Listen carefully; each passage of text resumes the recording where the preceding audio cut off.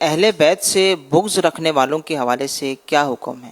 اہل بیت سے جو محبت کرتے ہیں ان کے لیے تو یہ بشارت ہے کہ جو شخص اہل بیت سے، میرے اہل خانہ سے، میرے اہل بیت سے محبت کرے گا، یہ فرمان عالی شان کا خلاصہ ہے سرکار کے صلی اللہ علیہ وسلم، میں اس کی قیامت کے دن شفاعت فرماؤں گا۔ تو ظاہر ہے کہ جو بغض و عداوت رکھے گا تو اس کا تو ٹھکانہ کہیں بھی نہیں ہوگا، مرنے سے پہلے ہی ہو سکتا ہے کہ عذابوں میں، مصیبتوں میں گھر جائے، اور مرنے کے بعد قبر میں تو پھر جو ہو سو ہو، قیامت میں جو ہو سو ہو۔ فرمانے نانا حسین صلی اللہ علیہ وسلم و رضی اللہ تعالیٰ عنہ، جو شخص اہل بیت سے بغض رکھے وہ منافق ہے۔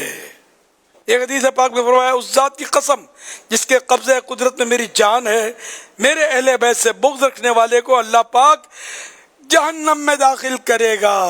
اہل بیت کی محبت یہ ضروری ہے، اور حدیث پاک میں یہ پہلے سے ہی ہمیں کہہ دیا گیا ہے کہ اپنی اولاد کو میری اور میرے اہل بیت کی محبت سکھاؤ۔ تو اس لیے ہمیں بچپن سے ہی اہل بیت کی محبت سکھانی چاہیے۔ ہم لوگ جو ہے نا الحمدللہ جو سنی ہوتے ہیں نا، یہ اہل بیت کی محبت ہمارے ہاں بہت ہوتی ہے۔ میں اپنی بات کرتا ہوں، مجھے امام حسین کا نام لینا نہیں آتا تھا، نہ سمجھتا، مگر میں ان چیزوں کو سمجھتا تھا کہ امام حسین بہت بڑی ہستی ہے۔ میری بڑی بہن کا نام خدیجہ، حضرت خدیجہ یہ ام المومنین تھی، اور بی بی فاطمہ کی امی جان تھی۔ پھر دوسری بہن کا نام فاطمہ، تیسری کا نام زہرا۔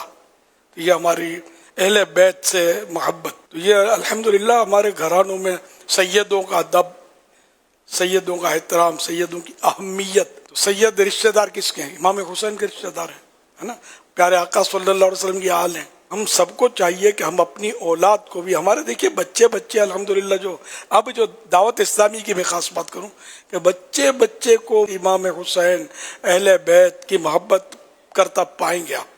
سیدوں کا ادب ہمارے یہاں دعوت اسلامی میں الحمدللہ اسلامی بھائیوں میں بہت آپ دیکھیں گے، خود سید صاحبان دیکھ کر حیران ہو جاتے ہیں کہ اتنا ادب یہاں سکھایا جاتا ہے۔ تو یہ کیا ہے؟ اہل بیت کی محبت ہی تو ہے۔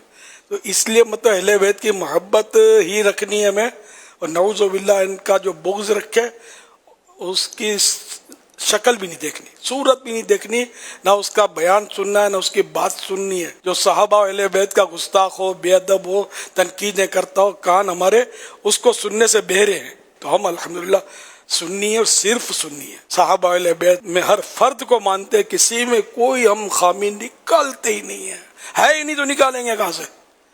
جو خامی نکالتے ہیں ان کو آئینے میں اپنی شکل نظر آتی ہے، حقیقت میں خامی نہیں ہے، ان کو اپنی شکل نظر آتی ہے، اپنی خامیوں کو وہ سمجھتا ہے کہ ان میں خامی ہے۔